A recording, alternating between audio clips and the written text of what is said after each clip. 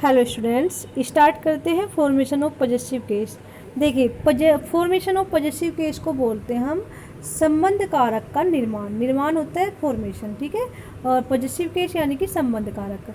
तो देखिए कि भाई किसी नाउन को जब हम पॉजेसिव केस में बनाते हैं तो हम बनाते कैसे हैं, यानी कि का की के रूप में जो हम उसको में जो ऐड करते हैं चीज़ें, वो हम ऐड कैसे करते हैं वो ही यहाँ पर आपको सिखाया जाएगा। देखिए, सबसे पहला जो नियम है इंग्लिश में पढ़िए, by adding apostrophe S to the singular noun of a living thing. देखिए, इन्होंने कहा कि कोई चीज़ मतलब कोई नाउन ऐसा है, क्योंकि हम नाउन के बारे में पढ़ रहे हैं और नाउन का ही हमें पॉजेसिव बनाना है, कि जब कोई नाउन क्या है, सजीव है, ठीक है, और वो सिंगुलर भी है, एक भी है, तो उसमें हम जब का की इंग्लिश लगाते हैं तो हम क्या करते हैं, एक तो अपोस्ट्रोफी लगा लेते हैं और एक एस लगा लेते हैं। अगर उसमें पहले से एस नहीं है, ध्यान रखना है, जिस नाउन में पहले से एस नहीं है उसी में ही आप एस लगाएंगे, वरना आप क्या करेंगे, केवल अपोस्ट्रोफी लगाएंगे। अपोस्ट्रोफी क्या होता है बच्चों, ये एक कोमा होता है जो ऊपर की साइड लगता है, ऐसे लगता है। मान लिया आपने राम लिखा तो बेसिकली आप कोमा कहाँ लगाते हैं, नीचे लगाते हैं, लेकिन अपोस्ट्रोफी कहाँ लगेगा, वो लगेगा ऊपर, ऐसे ऐसे लगेगा ऊपर की साइड, तो उसे हम अपोस्ट्रोफी बोलते हैं, कोमे को जो ऊपर की साइड लगता है। और जब कोई ऐसे नाम में हम लगाते हैं जो क्या होता है, सिंगुलर होता है और जिसके एंड में एस नहीं आता, तो हम इस कोमे के साथ एस को भी लगाते हैं। लेकिन अगर कोई सिंगुलर है और उसमें एस आया हुआ है पहले से ही, तो उसमें हम इस कोमे को अकेले को लगाते हैं, एस को नहीं लगाते। मान लीजिए तुलसीदास है, तुलसीदास, इसमें एस आ रहा है नाम में, तो इसमें हम अकेले अपोस्ट्रोफी को लगाएंगे, इसमें हम एस नहीं लगाएंगे। वैसे अगर आप एस भी लगा दें तो भी गलत नहीं है, लेकिन ना लगाए तो ज़्यादा बेटर है, ठीक है। आगे देखिए, by adding only an apostrophe to the plural noun of a living thing, living के बाद थिंग लगा लेना, यहाँ पर थिंग लगाएंगे, living thing ending in S, कि भाई जब कोई लिविंग थिंग है और उसका प्लूरल फॉर्म है और उसमें एस आया हुआ है, तो हम क्या करेंगे, उसमें केवल अपोस्ट्रोफी का लगाएंगे। ये बात आप अपने ध्यान में ही बैठा लीजिए कि भाई वो लिविंग थिंग है, कोई लिविंग यानी कि सजीव, जानते हैं आप बच्चों, ये बात आप ध्यान में रखिए कि जो अपोस्ट्रोफी लगता है वो सजीव के साथ ही लगता है ना। केवल सजीव, सजीव कौन होते हैं, जो सांस लेते हैं, खाते हैं, चलते हैं, बोलते हैं, महसूस करते हैं, उनके साथ ही लगता है। कुछ कंडीशन में ही निर्जीव के साथ लगता है, जो मैं आपको आगे बताऊंगी। नियम बहुत सारे हैं फॉर्मेशन ऑफ पॉजेसिव केस के, लेकिन मैं यहाँ पर आपको कुछ इंपॉर्टेंट रूल्स ही बताऊंगी, ज़्यादा नहीं बता पाऊंगी क्योंकि बहुत लंबी वीडियो हो जाएगी वरना, ठीक है। तो जब कोई सजीव, चाहे वो सिंगुलर हो या प्लूरल हो, एक हो या ज़्यादा हो, अगर उसमें पहले से ही एस लगा हुआ है, तो जब हम उसका पॉजेसिव केस बनाते तो हम उसमें केवल अपोस्ट्रोफी का प्रयोग करते हैं, एस का प्रयोग नहीं करते हैं। लेकिन जब कोई नाउन, चाहे वो सिंगुलर हो या प्लूरल हो, उसमें एस नहीं होता, तो हम अपोस्ट्रोफी के साथ एस का भी प्रयोग करते हैं। जैसे आपने अभी ऊपर देखा, सिंगुलर में क्योंकि एस नहीं था तो हमने एस भी लगाया अपोस्ट्रोफी के बाद। ऐसा ही प्लूरल में भी होता है। देखिए, मैन क्या होता है, एक आदमी, और MEN मैन क्या होता है, बहुत सारे आदमी। तो क्योंकि इसमें पहले से एस नहीं है तो हम इसमें भी एस का प्रयोग करेंगे अपोस्ट्रोफी के बाद। चाइल्ड क्या होता है, एक बच्चा, लेकिन चिल्ड्रन क्या होते हैं, बहुत सारे बच्चे, तो हम इसमें भी एस का प्रयोग करेंगे अपोस्ट्रोफी के बाद, क्योंकि इसमें भी पहले से एस नहीं है। फोर्थ रूल देखिए बच्चों, when two nouns indicate toward one person and show possession toward a noun, apostrophe s is used to the second noun। देखिए, जब क्या होता है कि भाई दो नाउन है, लेकिन उनसे ये दिख रहा है कि इंसान एक ही है, इंसान एक ही है, उसी के लिए दोनों नाउन प्रयोग हुए। जैसे आप क्या हो, आप मान लीजिए गर्ल हो, तो आप गर्ल भी हो, आप डॉटर भी हो, बेटी भी तो हो किसी की, आप ही सिस्टर भी हो किसी की, है ना, आप ही स्टूडेंट भी हो किसी की। तो आपके ही ये सारे नाम हो गए। इंसान तो आप ही हो, एक ही तो हो आप, लेकिन नाम आपके बहुत सारे हो गए। ऐसा ही अगर होता है कि भाई इंसान तो एक ही होता है लेकिन उसके लिए नाम बहुत सारे यूज हो जाते हैं, तो ऐसी कंडीशन में उसका जो सेकंड वाला या लास्ट वाला जो नाम आता है उसके लिए, उसी इंसान के लिए, एक ही इंसान के लिए, उसी में हम अपोस्ट्रोफी या अपोस्ट्रोफी एस का प्रयोग करते हैं। जैसे यहाँ पर देखिए आप, माय फ्रेंड हिमांशुज फ्रेंड, मेरे दोस्त हिमांशु का फ्रेंड। तो ये जो मेरा दोस्त है वो हिमांशु ही तो है। हिमांशु और मेरा दोस्त अलग अलग नहीं है, इंसान एक ही है। तो हम हिमांशु के बाद अपोस्ट्रोफी एस को प्रयोग करेंगे, न कि आप यहाँ पे भी कर दो, यहाँ पे भी कर दो, या केवल यहाँ पे कर दो। ध्यान रखना है कि हम लास्ट वाले में ही प्रयोग करेंगे, ठीक है। जैसे यहाँ पर दिया, he is my sister Radha's friend, कि वह मेरी सिस्टर राधा का फ्रेंड है। तो सिस्टर और राधा एक ही है, सिस्टर का ही नाम राधा है। तो हम क्या करेंगे, जो सेकंड वाला नाम यूज हुआ है उस इंसान के लिए, या सेकंड वाला जो नाउन यूज हुआ है उस इंसान के लिए, उसी में हम अपोस्ट्रोफी या अपोस्ट्रोफी एस का प्रयोग करेंगे। आई थिंक आपको समझ आ गया है। दूसरा नियम इससे कुछ मिलता हुआ है। यहाँ पर आपने क्या देखा कि भाई नाउन तो बहुत सारे यूज हुए लेकिन इंसान के एक के लिए ही प्रयोग हुए और उसी का अधिकार या संबंध किसी दूसरे से हम दिखा रहे हैं। लेकिन इसमें क्या होगा, इंसान तो अलग अलग होंगे लेकिन उनका भी अधिकार एक ही चीज़ पर होगा। इसमें क्या था, इंसान तो एक ही था लेकिन नाउन उसके लिए नाम अलग अलग यूज हुए थे, लेकिन अधिकार एक ही चीज़ पर था उसका भी, है ना। ऐसे इसमें अधिकार तो इनका भी एक पर ही होगा, अधिकार इनका भी एक पर ही होगा, लेकिन नाउन एक से ज़्यादा होंगे और इंसान भी एक से ज़्यादा होंगे। ये जो नाउन आए हैं दो, ये अलग अलग इंसान के लिए आए हैं, अलग अलग इंसान है। उसमें क्या थे, दोनों नाउन एक ही इंसान के लिए थे और एक पर ही अधिकार दिखाते। इसमें क्या है, अधिकार तो एक पर ही दिखा रहे हैं, अधिकार तो एक पर ही दिखा रहे हैं, लेकिन नाउन जो आए हैं अलग अलग, वे अलग अलग ही इंसान के लिए आए हैं। ऐसी स्थिति में भी हम क्या करेंगे, सेकंड वाले या लास्ट वाले के बाद ही अपोस्ट्रोफी या अपोस्ट्रोफी एस का प्रयोग करेंगे, ठीक है।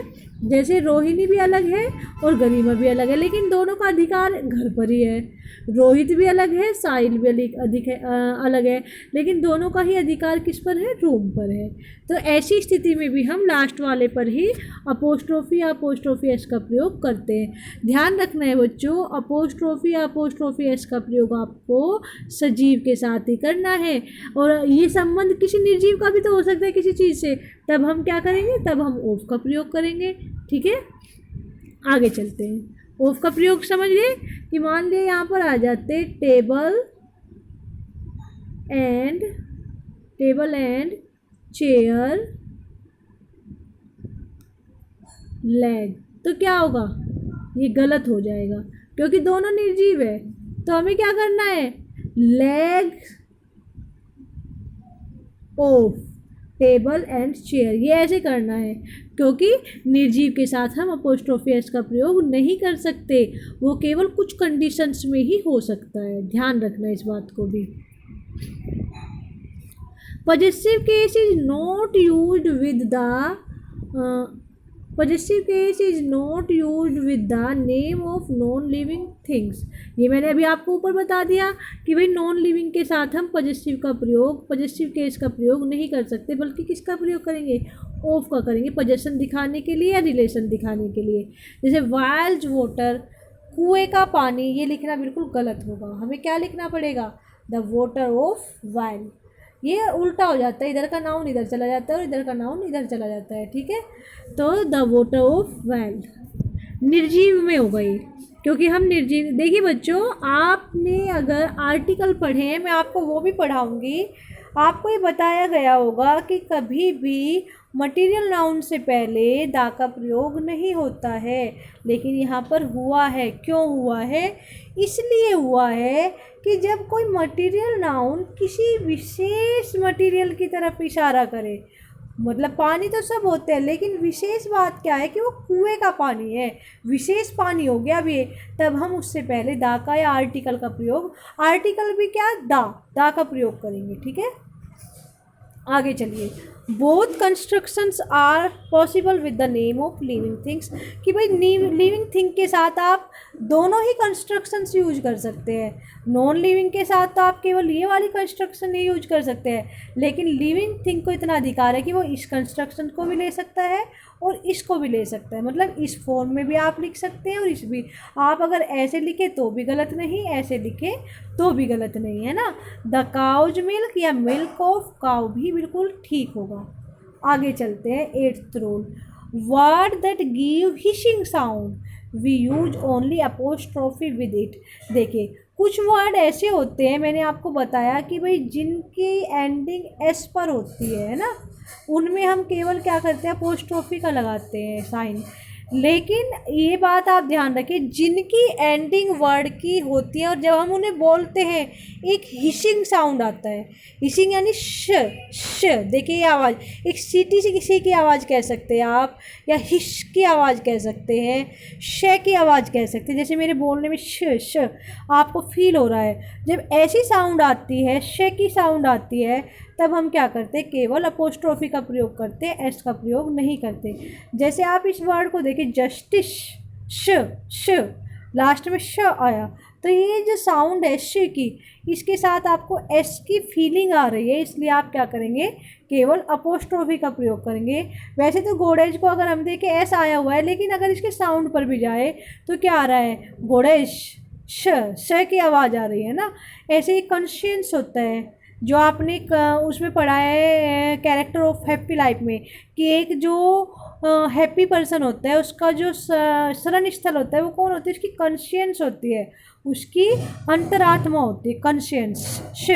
श की आवाज़ आ रही है उसमें भी, तो हम क्या करेंगे, उसमें भी केवल अपोस्ट्रोफी का प्रयोग करेंगे, एस का प्रयोग नहीं करेंगे। आगे चलते हैं। When a proper noun ends with S V में यूज बोथ अपोस्ट्रोफी एस और ओनली अपोस्ट्रोफी। ये रूल मैंने आपको पहले बता दिया है, पीछे अभी समझाया है, फिर से समझ लीजिए कि भाई जब कोई नाउन या प्रॉपर नाउन भी आप कह सकते हैं, किसी उसकी एंडिंग एस पर होती है, तो हम उसमें या तो अकेला अपोस्ट्रोफी लगा ले तो भी गलत नहीं होगा, और अगर हम उसमें अपोस्ट्रोफी के साथ एस लगाए तो भी गलत नहीं होगा। 10th रूल देखिए बच्चों, ये बहुत इंपॉर्टेंट है, इसको ध्यान से देखिएगा। मैंने आपको बताया कि नॉन लिविंग के साथ हम अपोस्ट्रोफी या अपोस्ट्रोफी एस का प्रयोग नहीं करते, और बार बार मैं कह रही थी केवल कुछ कंडीशंस में ही ऐसा होता है। तो वे कंडीशन यहाँ पर अप्लाई देखिए कौन कौन सी हो रही है। जब कोई नॉन लिविंग थिंग या नॉन लिविंग नेम जो होता है, किसी नॉन लिविंग थिंग का जो नेम होता है वो डेनोट करता है, इशारा करता है समय की तरफ, मतलब समय की तरफ संकेत करे, स्पेस दूरी की तरफ करे, या वजन की तरफ करे, या कोई नॉन लिविंग थिंग को ऐसे दिखा दिया जाए जैसे कि वो जीवित हो, इस तरह से दिखा दिया जाए, तो हम उसके साथ अपोस्ट्रोफ एस का प्रयोग कर सकते हैं। देखिए जैसे अ वीक्स हॉलीडे, एक हफ्ते की छुट्टी, तो क्या इस समय दिखाया गया है कि भाई समय कितना है, एक हफ्ते क्या है छुट्टी का, तो समय को जब दिखाए तो हम ऑफ का प्रयोग ना करके ऐसा ना लिख के हॉलीडे ऑफ अ वीक, हम क्या लिख सकते हैं, हम लिख सकते हैं अ वीक हॉलीडे, है ना। तो हम ऐसे भी लिख सकते हैं, अगर आप ऑफ का प्रयोग करें तो भी गलत नहीं होगा, लेकिन अगर आपने ऐसा कर दिया एग्जाम में तो भी आपका गलत नहीं माना जाएगा, क्योंकि आपने समय का प्रयोग किया है, तो आप अपोस्ट्रोफी एस का प्रयोग कर सकते हैं। जैसे सेकंड देखिए, अ माइल्स लेंथ, एक मील की दूरी, तो मील क्या है, दूरी को दिखाया जा रहा है ना, माइल क्या है, दूरी के लिए आ रहा है, दूरी को शो कर रहा है, माइल है ना, स्पेस को शो कर रहा है, एक स्थान को शो कर रहा है, तो क्या आ जाएगा, अपोस्ट्रोफी एस आ जाएगा, आ सकता है।